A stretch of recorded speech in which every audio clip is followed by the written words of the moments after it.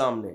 تو اسی طرح زکوٰۃ ہے، رمضان کے روزے ہیں، تو اپنا پہلے ایمان اسلام پہ مضبوط کریں، اور پھر یہ رمضان سے پہلے تیاری کر لیں، اس کی تراویح پڑھیں پابندی کے ساتھ. دیکھو جو کام ٹینشن کے ساتھ ہوتا ہے سکون اسی میں ہوتا ہے. ہم چاہتے ہیں کہ بالکل کچھ بھی نہ ہو، بس ایسی لائف گزر جائے. تو ڈپریشن ہمیشہ ان لوگوں کی بیماری ہے جن کو سرے سے کوئی ٹینشن ہو ہی نہیں. سمجھ رہے؟ کنوارے خودکشی سے زیادہ مرتے ہیں، حالانکہ شادی شدہوں کی ٹینشن ان سے زیادہ.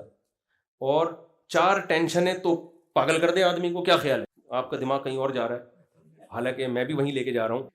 لیکن آپ دیکھو خودکشی ان لوگوں میں زیادہ ہے. گرل فرینڈ کا تو کوئی مسئلہ ہی نہیں ہے، ہمارے یہاں کم ہے، حالانکہ ٹینشن ہے ہمارے یہاں. تو بھائی دیکھو، جیسے ڈاکٹر کہتے ہیں نا، اسٹریس کے لیے ضروری ہے کہ ایکسرسائز کی اسٹریس میں اپنے آپ کو ڈالا جائے. جو بیٹھے پڑے رہتے ہیں کہ ہم سکون میں رہیں، تو وہ سکون میں نہیں رہتے.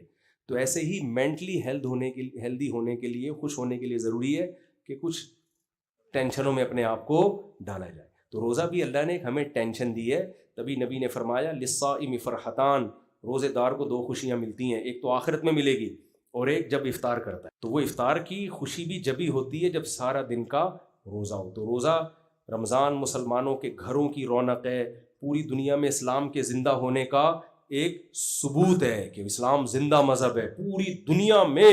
تو یہ خود اسلام کے سچے ہونے کی ایک بہت بڑی دلیل ہے. اللہ تعالی ہمیں اس رمضان سے بھرپور فائدہ اٹھانے کی توفیق عطا فرمائے، اور رمضان میں تلاوت میں، نماز میں، ذکر میں دل لگانے کی، تاکہ اللہ سے ریلیشن کیا ہو، ہمارا مضبوط ہو. اللہ تعالیٰ عمل کی توفیق عطا فرمائے. الحمدللہ رب العالمین والعاقبۃ للمتقین.